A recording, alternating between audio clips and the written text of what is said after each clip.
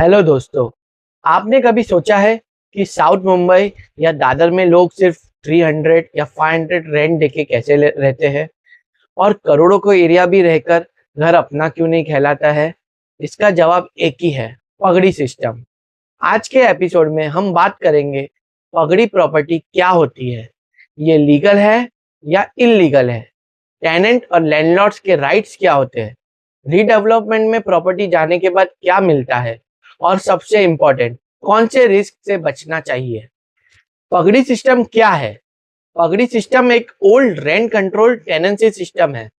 Simple term में कहा जाए तो टेनेंसी एक लमसम अमाउंट होता है जो हमें लैंडलॉर्ड को देना होता है। मंथली रेंट भी देना होता है जो बहुत ही कम होता है। प्रॉपर्टी के लैंडलॉर्ड ओनर होते हैं, हम सिर्फ टेनेंट होते हैं और टेनेंट को ये लाइफ टाइम और इनहेरिटेबल राइट्स मिलती है। पगड़ी सिस्टम लीगल है या इलीगल है?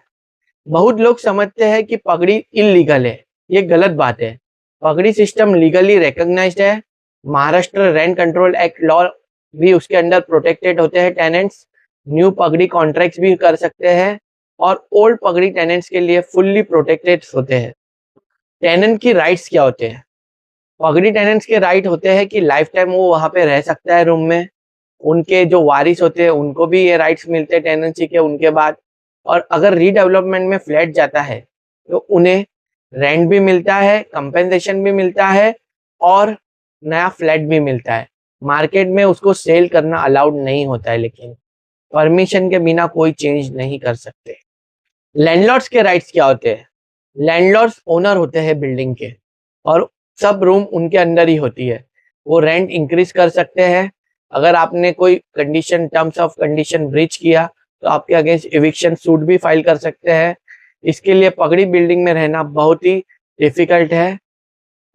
अब हम रियल लाइफ केस स्टडीज भी आपको बताऊंगा कि क्या होता है। एक दादर के रीडेवलपमेंट में क्या हुआ था। एक पगड़ी टेनेंट जो अपनी फैमिली के 250 फुट चौल में रह रहा था, जब रीडेवलपमेंट हुआ तो उसको 550 स्क्वायर फीट फ्लैट मिला, 24 महीने का रेंट भी मिला और उसको कोई भी कीमत देनी नहीं पड़ी।